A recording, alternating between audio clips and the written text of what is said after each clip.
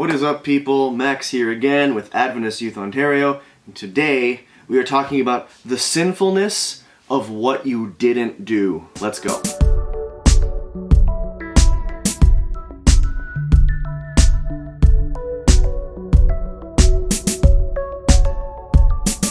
So I'm going to try to keep today's talk short and sweet. There's this verse in the book of James that's always struck me as being really powerful in its simplicity. It's James 4:17, and it says, "Anyone then who knows the good he ought to do and doesn't do it, sins." Just one short little sentence, but it packs quite a punch. The idea here is that if you know there's something good that you can do, there's something good for you to do, and you refrain from doing that thing for whatever reason, that's a sin. And it's striking to me because oftentimes we think about sin in terms of things that you do wrong, things that you have actively done. You've added something bad to the world around you. And what's interesting is that within Christian theology, there's actually two really broad classifications of sin. There's all kinds of other classifications, but here's two: sins of commission and sins of omission. So sins of commission are sins that you commit. I stole something, or I lied about something. These are sins that you do. You're actively doing something outwardly into the world. Sins of omission, on the other hand, are the sins of good things that you could have done but chose not to. So that guy was asking me for help. I could have helped him, but I didn't do it. This friend needed encouragement, and I didn't really ask if there was anything I could do for them. And these types of sins can be kind of hard to define sometimes because they could really be anything. You know, there's not any kind of defining line that says these are the sins of omission, don't do them, because the problem is not doing them. I think this has an interesting parallel to when Jesus talks about not making huge oaths and promises, because if you commit yourself to doing something and then don't follow through, one, that has real effects and consequences in the world,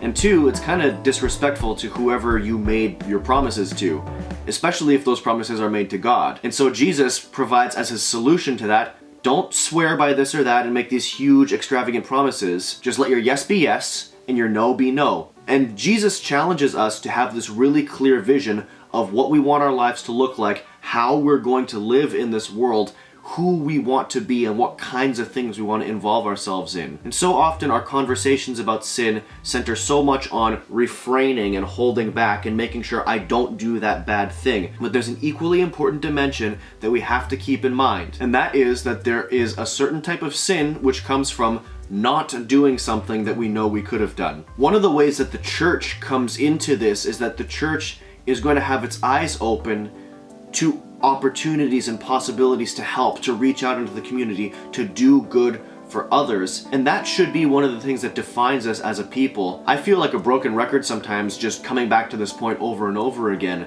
but there's so much to be done for the benefit of others. There's so much compassion to be shown and so much mercy to be given and help to be given to people.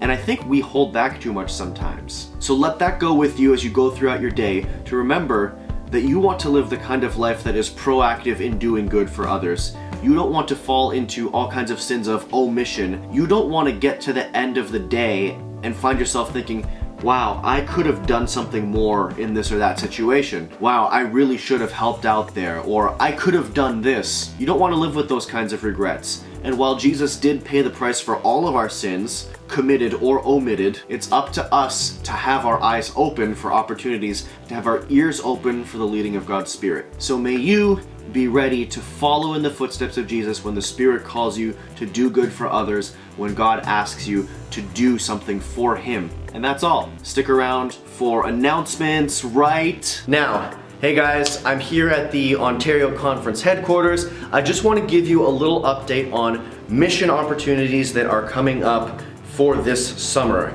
Especially after a video like the one you just watched, you might be wondering to yourself, how are some ways for me to get involved? Well, I'm gonna tell you because there are a bunch of mission opportunities that you can be involved in very, very soon. So, in the area of church growth and church planting, during the first week of August, so August 1st to 6th, there are going to be mission trips in Cochrane, Ontario, and Smooth Rock Falls. August 15 to 20th, the Master Guides are going to be going to Attawapiskat. And then August 22 to 27, the Master Guides will be going to Moosonee. There will be a trip to Haileybury, which will involve Kitchener and Toronto Central. With regards to smaller churches and rural churches, there will be a mission for the Bracebridge Church, July 11 to 16. There will be a trip to Parry Sound involving the Willowdale Church.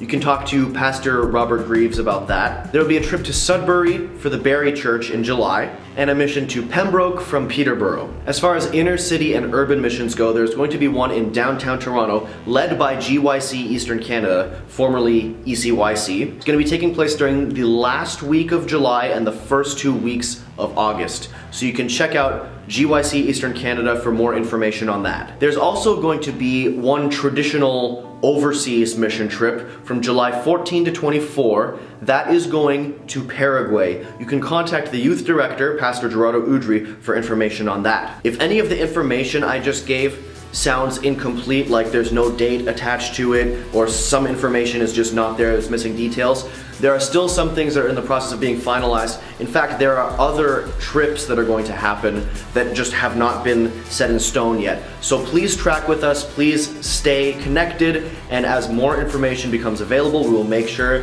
that it gets to you. Thank you guys for watching the channel. Thanks for staying up to date with us. You can always follow us on Facebook too to stay up to date with all of our information. Just look up Adventist Youth Ontario on Facebook and you'll find us there. Make sure you subscribe to the channel. There'll be new videos every Wednesday. And thanks for your interest in these upcoming mission trips. That's all for this week. Bye.